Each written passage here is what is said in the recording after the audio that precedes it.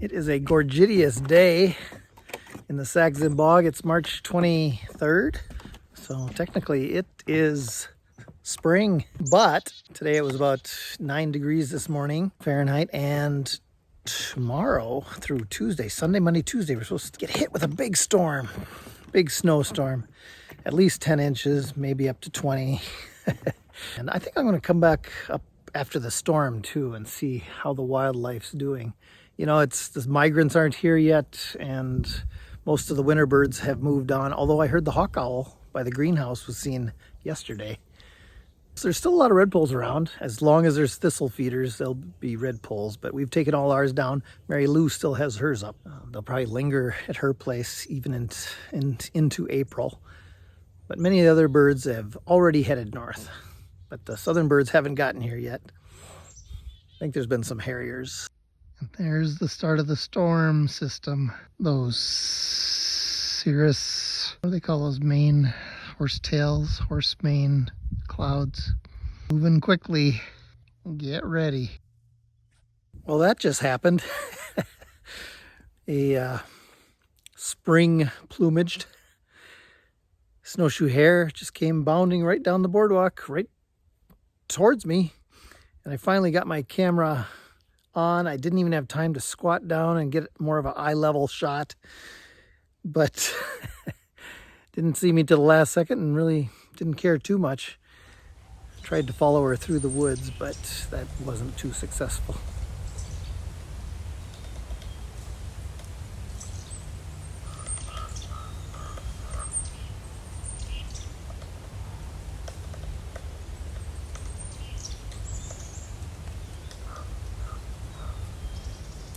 But you know what? I just saw a Hoary Redpoll down here. Beautiful Hoary Redpoll. Let's see if we can find it. It's the last hurrah for the Hoary. They're going to be lumped with common Redpoll. So, wow, this was a stunner. So I'm going to try and get a little video.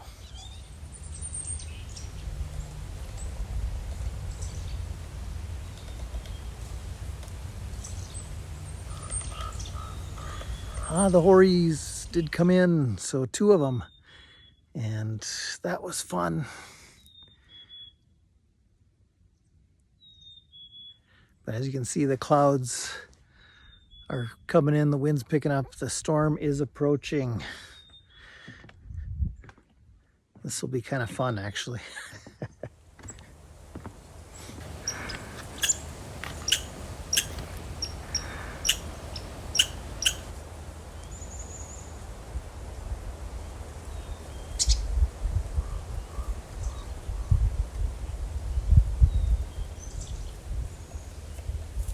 And you may be wondering, Sparky, why do you still have your winter beard? Well, it's because I haven't heard my first mourning dove. That's my sign of spring, going way back to college, and that was my signal to shave off the winter fuzz. I guess I have to take back a little bit of what I said. There were some early migrants, some Canada geese on West Stone Lake, and yeah, some trumpeter swans off of County Road 7 in a flooded area. And there still were some of our winter birds that hadn't yet gone back to the tundra, like this northern shrike, and a beautiful dark morph rough-legged hawk that popped over me just checking to make sure I wasn't a vole. And I wasn't, thankfully.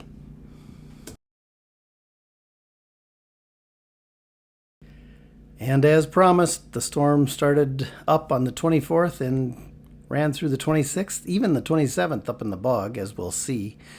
So I kind of just stayed home, sat in my easy chair. All these bird videos are from my backyard at Skoog in Carleton County, south of Duluth, near Jay Cook. So yeah, it was just nice being snowbound. They didn't plow our road for 3 days, and yeah, just enjoying the show. As usual, late in the winter, the common redpolls just start accumulating at feeders. They've kind of gone through the birch seeds and all their seeds, and now it seems like all they want is that Niger thistle seed. And wow, this was crazy. I have more than this now even.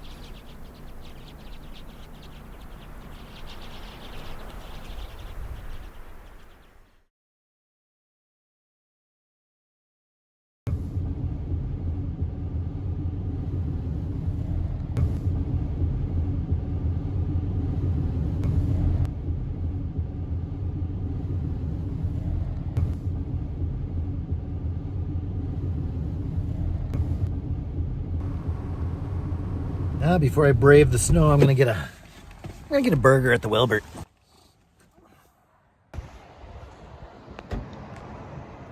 Mushroom and Swiss burger and the soup of the day. Yeah, that should fuel me for the rest of the afternoon. Wow, what a difference few days make. That storm certainly did arrive, and where I live down by south of Duluth, Jay Cook State Park area, we got about 16 inches of snow, maybe 17. And I think up here, probably close, 14 or so inches. We're back to winter, and it was about 10 degrees this morning.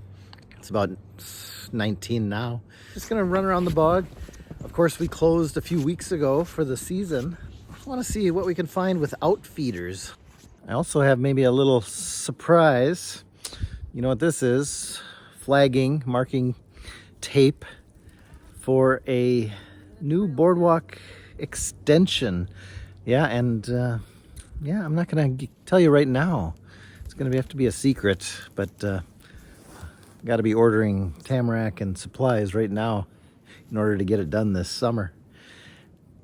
So stay tuned.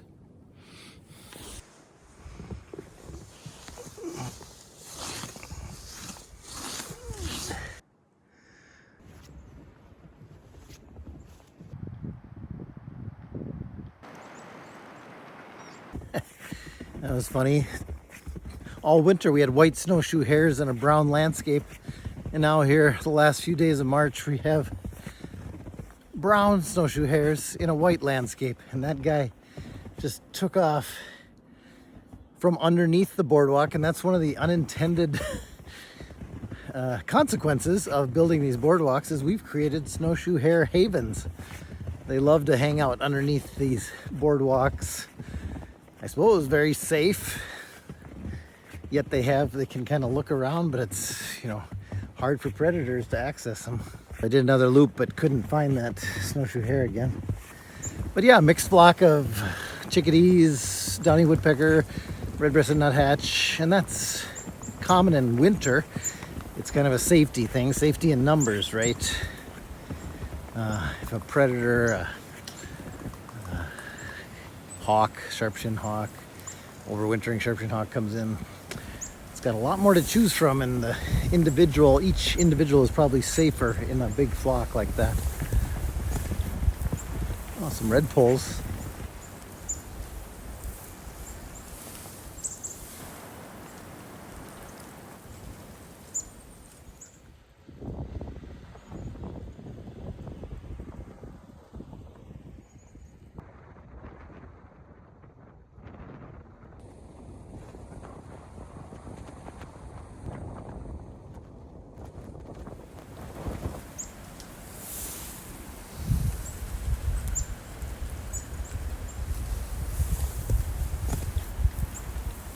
Oh no.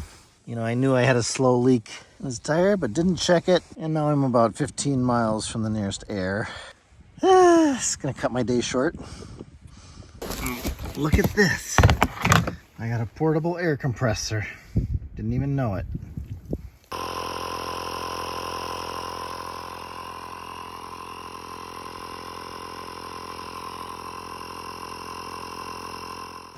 I thought I had some wolves. Nope. Just some big friendly dogs. Must belong to the farm here. Well, it is getting really rough out here. The wind has picked up to about 20 miles an hour, and yeah, I think the birds are hunkered down, so I'm going to head home and hunker down as well.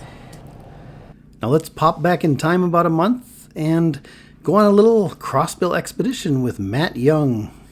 I'm at the historic and still in use Cloquet Forest Station, and I'm going to meet Matt Young today, who you may know. He did a lot of the sussing out of all the call types of Red Crossbills. We'll have to ask him if there's 9 or 10 or 11 now. He's in town doing some evening grosbeak research in the Sax-Zim bog, and we're going to look for Red Crossbills today. This place is full of mature and old growth red pine and white pine. And it's nice and calm. It's 36 degrees and it's February 19th.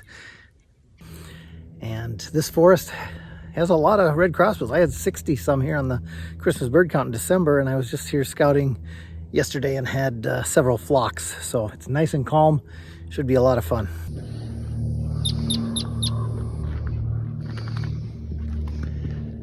And Lisa has good ears, listening for more crossbills. 4 and 2. Yep. Hear that click, click, click? Here we go. Here they come. Those are mostly 4s. Yeah, they were the click, click, click. I always kind of call type 4 that crossbill because they have this like click, click, click, whereas type 2 are more serious, down descending, choop, choop, choop, or choop, choop, choop. So the type 2 is a much more likely bird to nest in this than 4s because it's a larger bill that can deal with kind of the heavier defenses of a red pine cone. Type 4 is a medium-billed bird. Okay. So it can't as easily forage on, typically on seed in red pine. Now, as you go through the year, the red pine cones start to open up more, and then other crossbills can start to access that seed more easily, especially as temperatures start to warm, the cones start to open more. So we have 2 different aged red pine cones here. And in the brown one, you can see if you focus in on it, there's a seed right there. That piece right there is a seed. And at the base of that is the seed, and that's where crossbills will, perpendicularly put their bill in there and then use the crossbill to pry that open. And then the tongue will grab that seed, and actually shuck the seed out of that seed coat. And a lot of times you'll see the seed coat's dropping. See the 2 grooves? That's where the seed sat in there once. We were just talking about white-winged crossbill. They're going to always feed on what is the easiest to feed on, almost no matter what conifer is in the area. If there is seed accessible and they can easily get it, they're going to feed on it. But while they're doing that, they're going to assess like these species that are serotinous or semi-serotinous, like black spruce. And serotiny means that they're kind of encased in this gelatinous gel, and they only open with extreme heat from fire or prolonged excessive heat periods. Like, what is that cone crop going to be like in a month from now?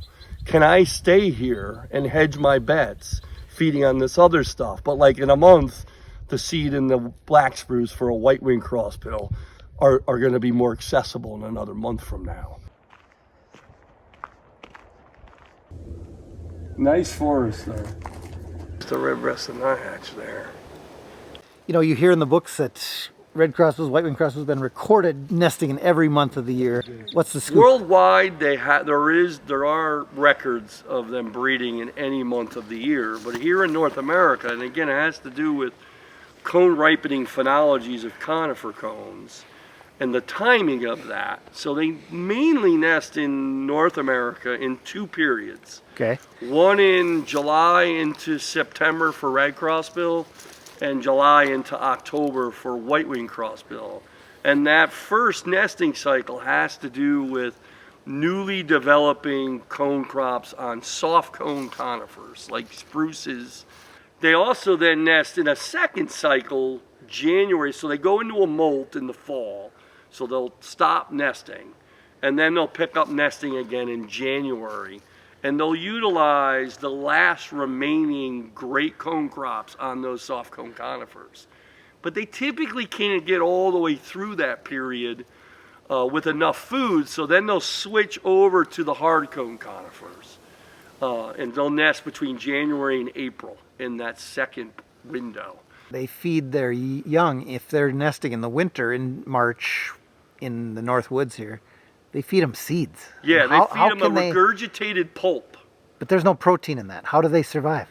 That's a good question. I mean, it's a damn good, that's evolution. They must get enough nutrient, from the regurgitated pulp. And then, April, they're flying around with young, which can be dependent for upwards of 30 to 60 days. And they'll do this chit-to call where they're begging.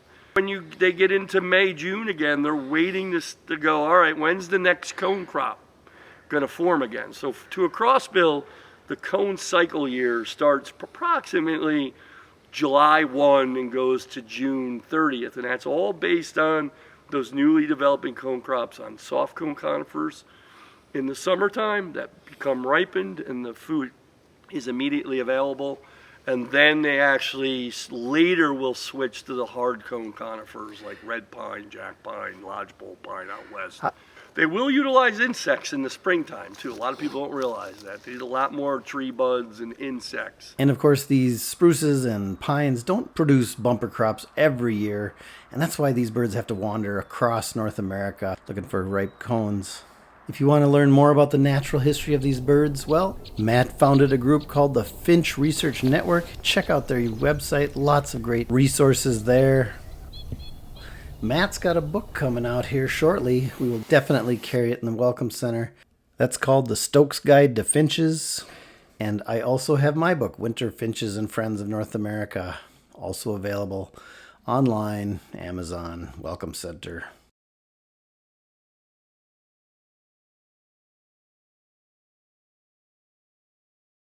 Well, a wonderful return to winter. But superstar bird of the day has to be those two Hoary Redpolls at Augie's Bog Walk. Yeah, you know, they'll linger here, common Redpolls, Hoaries, until early April, and then they head back to the edge of the tundra.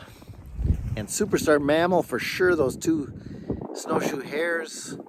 The one today was brown in a white landscape, kind of the opposite of all winter.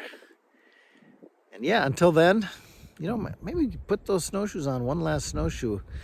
Certainly up here you could snowshoe for at least the next week. And keep those eyes skyward. I saw a northern harrier today, which is a migrant. And, you know, those migrants will start coming back here in April. So this is the last episode of season 4 of Virtually Live. Season 5 starts in April. All right, stay tuned. Have a good one.